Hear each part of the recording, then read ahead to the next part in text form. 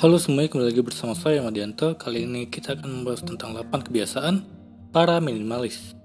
Berbicara mengenai minimalis, gaya hidup saat ini bukan sekedar tren yang sedang ramai dilakukan orang-orang. Lebih dari itu, gaya hidup minimalis merupakan suatu cara seseorang untuk menjalani kehidupan dengan cara serba sederhana. Sederhana yang dimaksud pun tidak melulu soal konsumsi dan material. Menata kehidupan menjadi minimalis tentu juga termasuk dengan pola pikir dan juga mentalitas seseorang untuk benar-benar menyederhanakan hidupnya. Banyak cara untuk dapat mewujudkan gaya hidup menarik satu ini. Bahkan kamu sendiri dapat menciptakan cara baru ala dirimu. Kalau butuh inspirasi, mungkin kamu bisa memulai kebiasaan hidup minimalis berikut ini. Yang pertama, berbelanja dan membeli secara cermat. Bergaya hidup minimalis berarti kamu harus stop segala kebiasaan boros. Apalagi perkara belanja, berputar-putar seharian di pusat perbelanjaan, kemudian melakukan pembelian secara impulsif hanya karena diskon yang menarik adalah kebiasaan yang benar-benar harus kamu tinggalkan. Sebaliknya, kehidupan para minimalis mengharuskan kamu belanja secara cermat. Apakah barang tersebut benar-benar kamu butuhkan dan memiliki manfaat bagi dirimu? Atau dapatkah kamu membeli barang yang lebih mahal tetapi berkualitas dan lebih tahan lama? Itulah beberapa pertimbangan yang harus kamu kedepankan. Yang kedua, membongkar pasang barang. Menekor ulang rumah secara berkala dan bertahap. Memutuskan mengubah gaya hidup minimalis berarti secara tak langsung kamu menyatakan bahwa tempat tinggalmu saat ini berantakan dan perlu dikemas. Mulai dari lemari baju, kamar tidur, dapur hingga gudang, terjadi perombakan besar-besaran demi rumah yang terlihat lebih simpel. Namun, untuk mendapatkan suasana yang sangat pas dengan yang diinginkan, tentu ada proses menekor ulang rumah yang tak berhenti di situ saja. Kamu akan terus menemukan barang mana yang perlu dibuang atau di-upgrade dengan yang baru, ataupun mengubah posisi ke satu posisi lainnya, sampai akhirnya kamu merasa puas dan nyaman. Ketiga, menuntaskan pekerjaan sebelum pergi. Hidup minimalis perlu menjaga keadaan rumah tetap rapi. Maka kamu jangan pernah meninggalkan rumah dalam keadaan kacau. Segera bereskan dan tuntaskan semua pekerjaan seperti cucian piring ataupun mengembalikan barang-barang yang tidak pada tempatnya sebelum berangkat kerja. Ini akan mengurangi kemungkinan memburuknya suasana hati saat pulang bekerja dan beraktivitas. Keempat, tetap jaga agar keadaan rumah rapi. Seperti yang dikatakan tadi, lingkungan yang bersih dan rapi akan membantu pikiran menjadi lebih jernih. Selain itu, ruangan yang tertata mampu membuatmu jauh lebih segar dan merasa memiliki lebih banyak ruang untuk bernapas. Berbeda dengan jika berantakan, maka rasanya kamu akan ogah untuk merapikannya. Kelima, lebih sering bersyukur atas apa yang dimiliki. Hidup minimalis tak hanya soal mengubah gaya hidup, tetapi yang tak kalah penting juga pola pikir.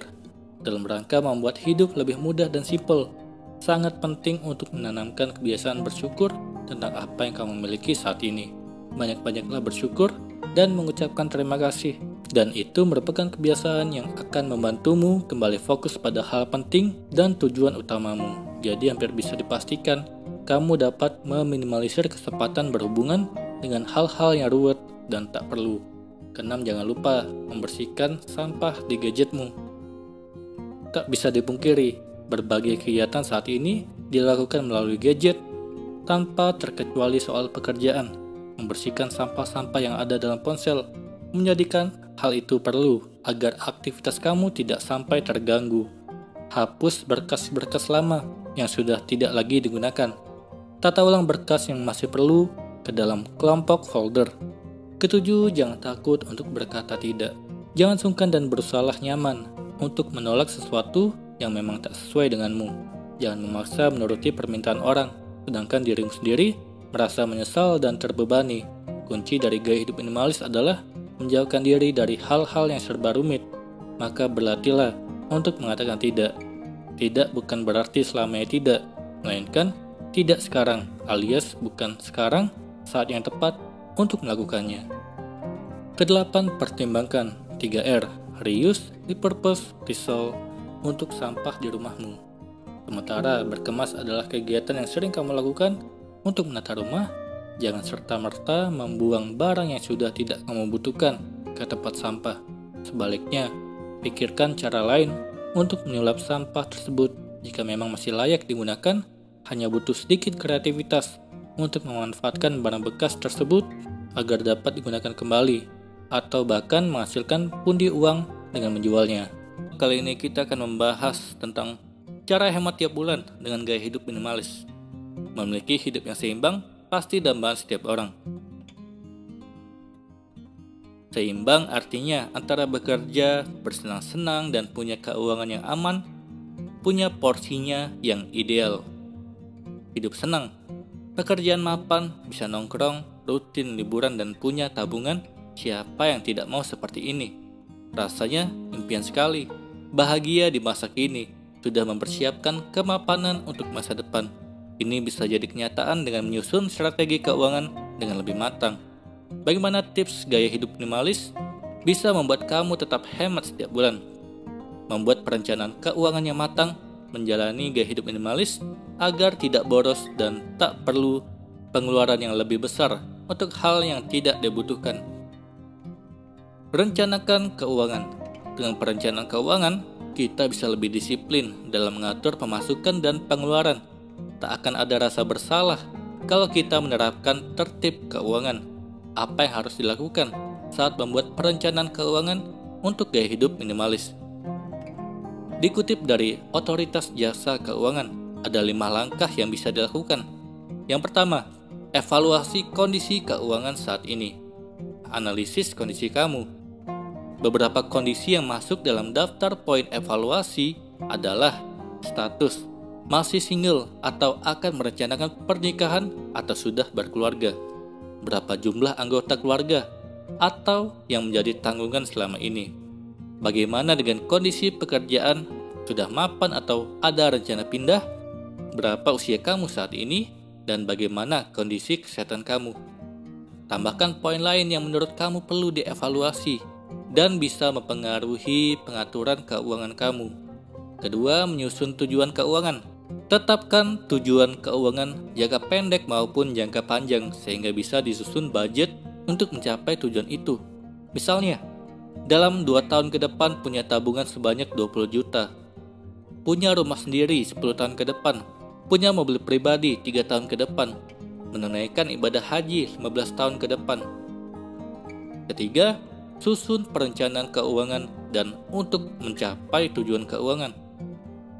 Misalnya, mengumpulkan tabungan pendidikan, premi asuransi tabungan untuk DP rumah, dan lain-lain.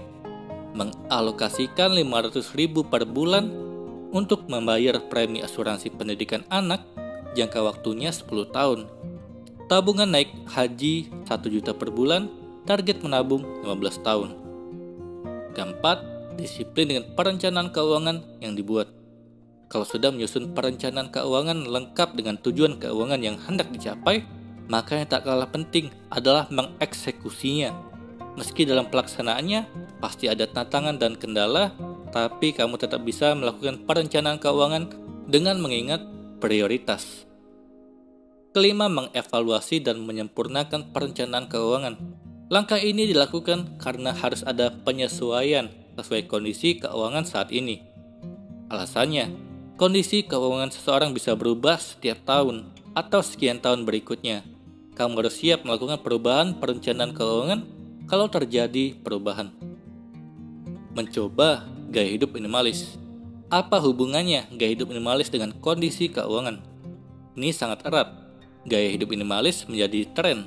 Mereka yang memilih menerapkan gaya hidup minimalis biasanya bergaya hidup sederhana. Tinggal di rumah atau apartemen yang minimalis, mengurangi jumlah dan harta yang dimiliki. Dengan demikian, apa yang dibeli atau diburu sesuai dengan kebutuhan, bukan karena ingin sehingga tak ada pengeluaran yang sia-sia. Seperti ditulis dari Money Under 30, dalam hal keuangan, gaya hidup minimalis tak punya banyak beban keuangan seperti utang dan pengeluaran yang tidak perlu. Testimoni dari mereka yang menerapkan gaya hidup ini banyak keuntungan. Beberapa di antaranya adalah bebas dari kekhawatiran finansial atau keuangan, menyingkirkan kekacauan yang tidak bermanfaat bagi hidup, mengalokasikan lebih banyak untuk menambah pengalaman bukan hal-hal atau benda. Lebih bahagia dan tidak terlalu stres. Tapi ada sejumlah tantangan yang akan dihadapi dari menerapkan gaya hidup minimalis. Tantangannya itu diantaranya menumpukan tagihan tambahan seperti untuk biaya internet, belanja online, dan lain-lain. Pikirkan saja berapa banyak yang dapat kamu hemat kalau tidak membayar untuk internet, membayar lebih sedikit untuk telepon, tidak membeli mobil, dan lain-lain. Meski demikian, jangan asal minimalis. Sesuaikan dengan kebutuhan dan situasi kamu sehari-hari. Terapkan kalau memang tak mengganggu keseharian. Kalau kamu berpikir minimalis hanya tentang menyingkirkan barang-barang kamu, itu tidak sepenuhnya benar. Ada sistem anggaran minimalis yang mengenalkan teori less is more. Berapapun penghasilan kamu harus menghabiskan lebih sedikit dari yang kamu terima. Kalau tidak, matematika tidak bekerja, dan kamu akan berutang kalau menghabiskan lebih banyak dari pemasukan. Beberapa hal penting terkait keuangan minimalis adalah gunakan hanya satu kredit.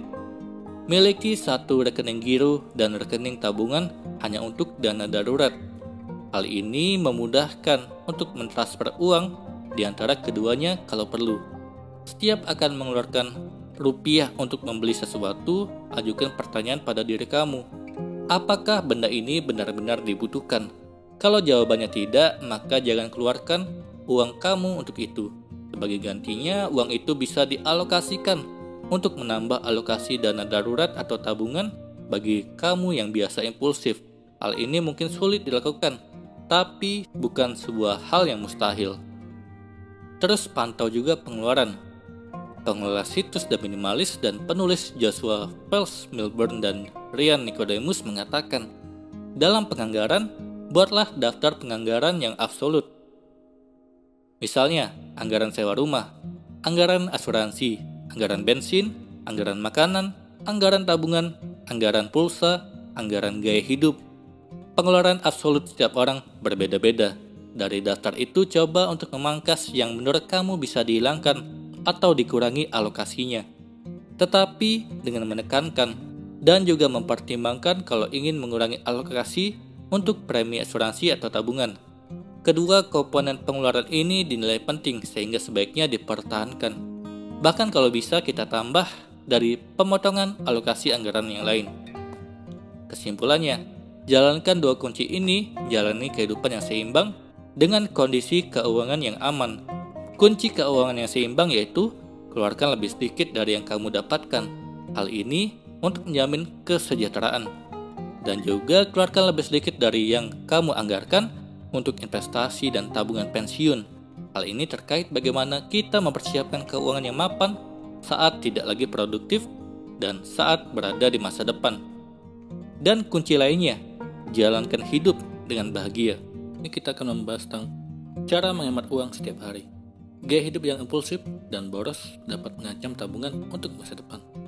Zaman sekarang, berbagai hal semakin terasa instan, namun cara menghemat uang tidak bisa dilakukan secara instan.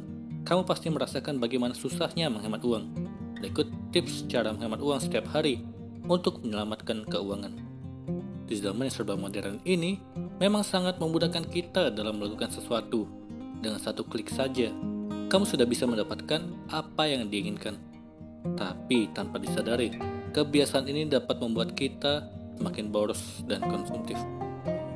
Memang senang sih mendapatkan barang yang diinginkan dengan mudah. Tapi uang di dompet dan rekening semakin lama semakin tipis. Bahkan kalau terlalu asik jajan, tidak jarang tagihan membludak karena tidak menghitung pengeluaran dengan cermat. Sebuah penelitian menyebutkan ada beberapa faktor yang menyebabkan seseorang bersikap konsumtif, yaitu penggunaan produk dan daya beli untuk mempertahankan status sosial, untuk kepuasan, dan untuk gengsi. Dalam penelitian Frontiers in Psychology, dikatakan bahwa perilaku hemat bergantung pada tingkat kesadaran yang dimiliki orang mengenai efek dari bersikap konsumtif. Oleh karena itu, kesadaran akan konsekuensi sosial, lingkungan, dan ekonomi dari bersifat konsumtif telah dipastikan mempengaruhi perilaku hemat. Khususnya kesadaran konsekuensi ekonomi merupakan hal yang memberikan dampak terbesar pada perilaku hemat. Jika saat ini kamu ingin menyelamatkan keuangan dari sifat konsumtif, Menerapkan beberapa tips berikut akan membantu kamu mencoba cara-cara baru dalam menghemat uang. Yang pertama, cobalah mulai membuat anggaran. Cara menghemat uang setiap hari dan paling sederhana adalah dengan memulai membuat anggaran pengeluaran setiap harinya. Membuat dan berpegang teguh pada anggaran sangat penting bagi kesuksesan finansial. Dalam membuat anggaran, kamu dapat memprioritaskan hal-hal yang penting dan memotong hal-hal yang kurang penting. Ingatlah bahwa tidak ada yang salah dengan sesekali menghabiskan hal-hal yang disukai, namun pastikan kamu menyisihkan uang untuk ditabung. Kedua, menghentikan langganan bulanan yang tidak penting. Di era serba internet ini, bukanlah hal aneh untuk berlangganan layanan hiburan yang dapat digunakan kapan saja sesuka hati. Cara menghemat uang setiap hari selanjutnya adalah dengan menghentikan layanan bulanan yang tidak terlalu penting, seperti tagihan aplikasi streaming film, musik, dan lain sebagainya. Kalau memang merasa membutuhkan layanan tersebut, ubahlah layanannya menjadi yang paling murah dan sesuai dengan budget kita. Ketiga, hentikan pengeluaran berlebihan. Salah satu penyebab seseorang sulit menghemat uang karena melakukan pengeluaran yang berlebihan.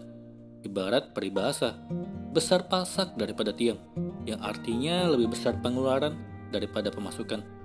Tak jarang, kecerobohan mengatur keuangan seperti ini malah membuat seseorang terlilit utang yang tak kunjung lunas. Cara menghemat uang setiap hari adalah dengan mengatur pengeluaran, apalagi kalau kamu menggunakan cicilan atau kartu kredit sebagai alat pembayaran. Pastikan jangan sampai melebihi kemampuan melunasinya setiap bulan. Keempat, menahan godaan untuk makan di luar atau pesan antar. Cara menghemat uang setiap hari selanjutnya adalah dengan menahan godaan untuk makan di luar atau melakukan pesan antar makan. Di zaman yang serba instan ini, memang kita diberi kemudahan untuk melakukan sesuatu. Salah satunya adalah untuk memesan makanan. Hal ini merupakan salah satu jalan menuju keborosan. Lebih baik kamu menyempatkan diri untuk membawa bekal makanan dari rumah. Selain bisa menghemat pengeluaran, memasak makanan sendiri di rumah tentu terjamin kebersihan dan kesehatannya.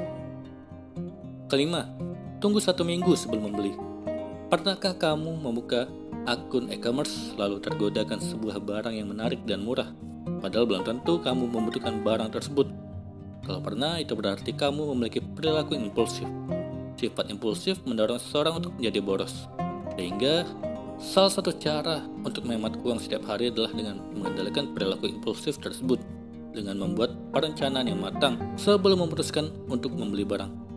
Cara sederhana yang bisa kamu lakukan adalah kalau biasanya kamu membutuhkan waktu 1 hari untuk membeli barang, coba untuk berpikir selama 1 minggu sebelum membeli barang.